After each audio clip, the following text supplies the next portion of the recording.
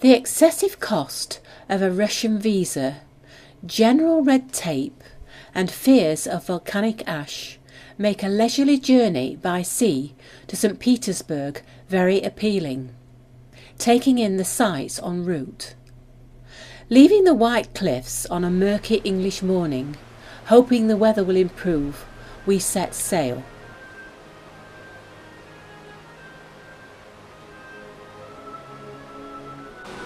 Completed in 1895, saving 250 miles of potentially rough seas, we traverse the 61-mile-long Kiel Canal through Germany, from the North Sea to the Baltic, and onwards to Warnemünde in the former East German Republic.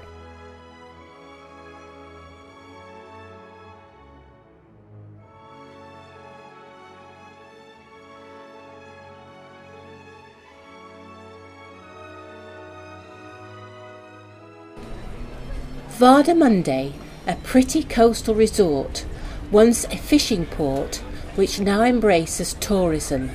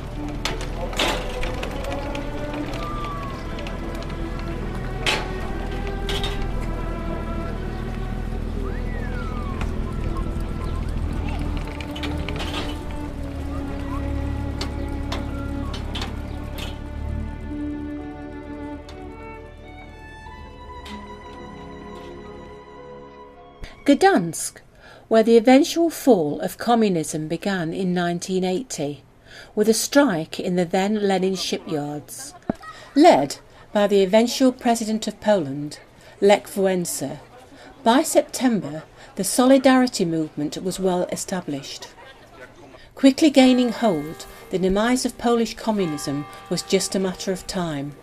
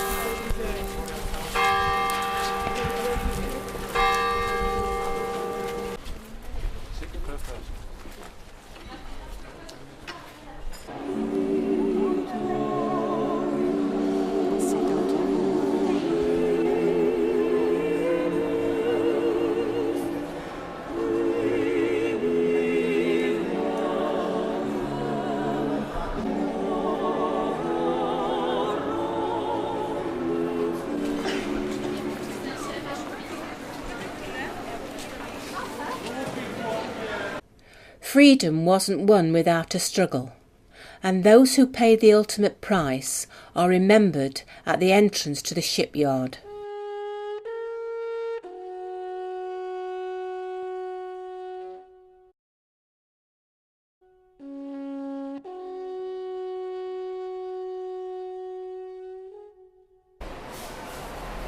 Tallinn.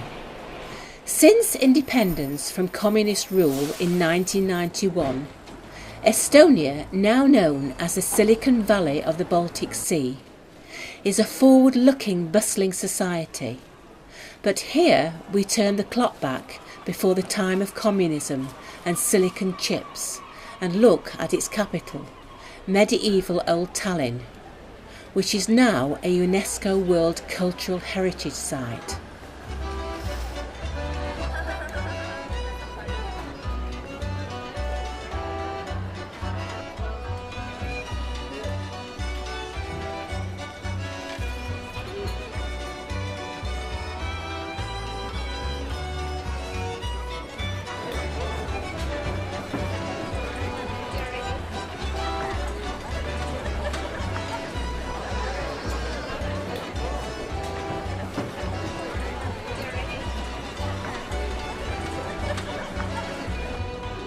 At first sight, St. Petersburg is not the most welcoming place.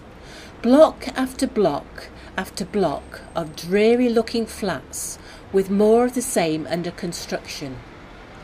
If it is like this now in 2010, it is understandable why 1917 was not the Tsar's most favourite year. When the royal palaces are contrasted with peasant life of the day, it is easy to understand why a revolution took place.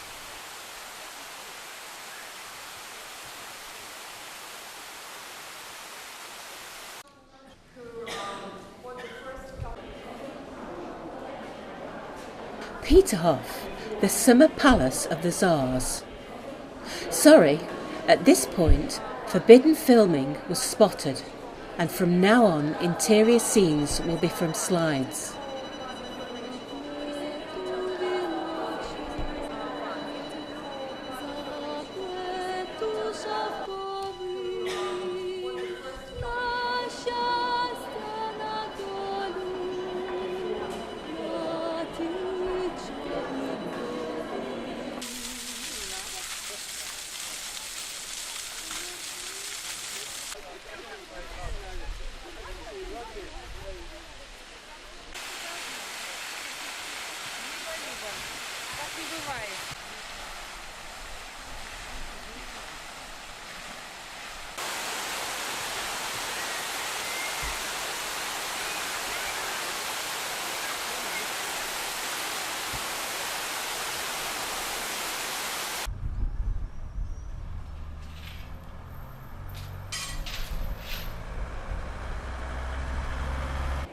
Founded by Catherine II in 1764 as a private museum to which only Catherine and her favoured courtiers had access, the Hermitage houses over 2.8 million works of art, forming Russia's most famous museum.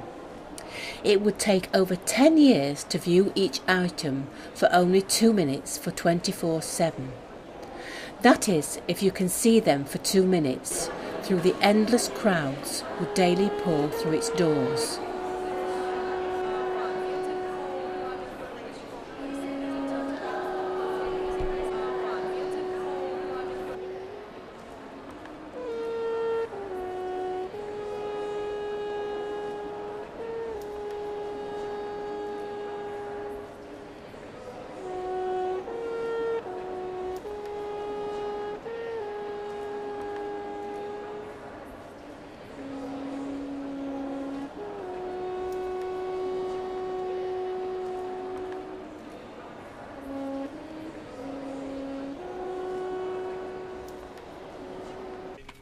Set in 1,400 acres of parkland, ranking high on the list of the world's most beautiful buildings, is Catherine's Palace, named after Catherine I.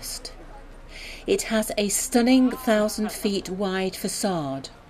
The window frames alone are covered in over £200 of pure gold. The interior is equally stunning, each room heavily decorated in the Baroque style, and each containing priceless artefacts.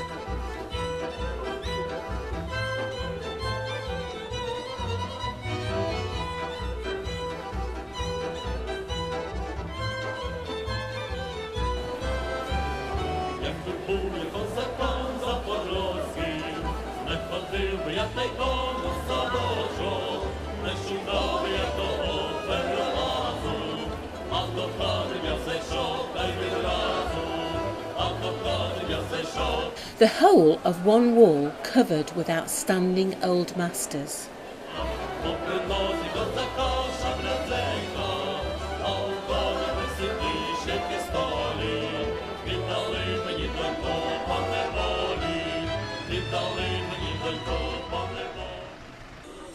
A landmark of St. Petersburg, with its enormous golden dome, is the majestic St. Isaac's Cathedral, converted into a museum in 1928, but since 1992 religious services are held for special occasions. As nobody sits in an Orthodox church, there is enough standing room for 14,000 worshippers to stand beneath the symbol of the Holy Spirit, a silver dove, hanging beneath the centre of the dome.